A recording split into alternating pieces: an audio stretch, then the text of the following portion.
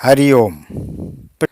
जब सब कुछ भगवान ही हैं तो फिर सात्विक राजस तामस भाव त्याज्य क्यों है? उत्तर, जैसे जमीन में जल सब जगह रहता है पर उसकी प्राप्ति स्थान कुआं है, ऐसे ही भगवान सब जगह हैं पर उनकी प्राप्ति स्थल यज्ञ कर्तव्य कर्म है। तस्मात् सर्वगतम ब्रह्म नित्य यज्ञे प्रतिष्ठितम, गीता के 3 अध्याय का 15वां श्लोक।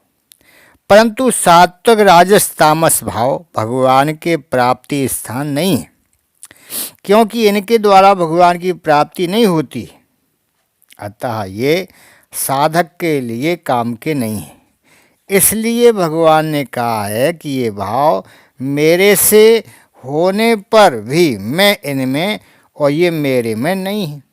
जैसे बाजरी की खेती में बाजरी ही मुख्य होती है, पत्री डंठल नहीं। किसान का लक्ष्य केवल बाजरी को प्राप्त करने का ही होता है। बाजरी को प्राप्त करने के लिए वह खेती को जल खाद आदि से पुष्ट करता है, इससे बढ़िया बाजरी प्राप्त हो सके।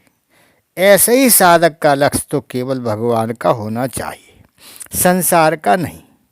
भगवान को प्राप्त करने के लिए साधक को संसार की सेवा करनी चाहिए।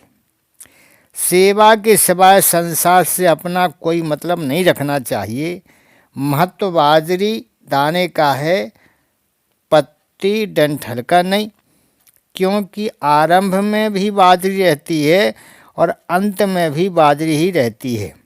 बाजरी प्राप्त करने के बाद जो शेष बचता है वह पत्ती डंठल बाजरी से अलग ना होने पर भी अपने लिए किसी काम की चीज़ नहीं है, प्रत्युत पशुओं के खाने की चीज़ है। ऐसे ही सात्विक राजस तामस भाव मूढ़ अविवेकी मनुष्यों के लिए हैं। ये तीनों ही भाव मनुष्य को बांधने वाले हैं। इसलिए ये भाव भगवान के रूप होते हुए भी स्वयं के लिए नहीं है, प्रत्युत विवेक पूर्वक सांसारिक व्यवहार के लिए है। जैसे जहर भी भगवान का ही रूप है पर वह खाने के लिए नहीं है। जैसे बाजरी बीज से पत्ती डंठल पैदा होने पर भी पत्ती डंठल में बाजरी नहीं है और बाजरी में पत्ती डंठल नहीं है, ऐसे ही भगवान से पैदा होने पर भी सात्विक राजस तामस भाव में भगवान नहीं है और भगवान में सात्विक राजस तामस भाव नहीं। हरिओम। हरिओम। भगवान कहते हैं कि मैं ही मैं हूँ, मेरे सिवाय और कुछ नहीं है। ये सात्विक राजस और तामस जितने भी प्राकृतिक पदार्थ और क्रियाएं हैं वे सब के सब उत्पन्न और नष्ट होते हैं, परंतु मैं उत्पन्न भी नहीं होता और नष्ट भी नहीं होता। अगर मैं इनमें होता तो उनका नाश होने पर मेरा भी नाश हो जाता, परंतु मेरा कभी नाश नहीं होता, इसलिए मैं उनमें नहीं हूँ।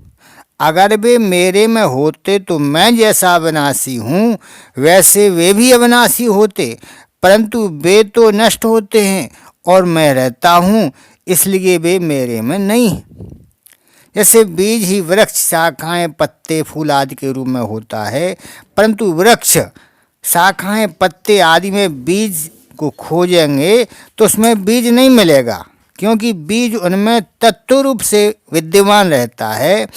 ऐसे ही सात्विक राजस और तामस भाव मेरे से ही होते हैं, परंतु उन भाव में मेरे को खोजोगे तो उनमें मैं नहीं मिलूँगा, कारण कि मैं उनमें मूल रूप से और तत्व रूप से विद्यमान हूँ, अतः मैं उनमें और वे मेरे में नहीं हैं, अर्थात सब कुछ मैं ही में हूँ।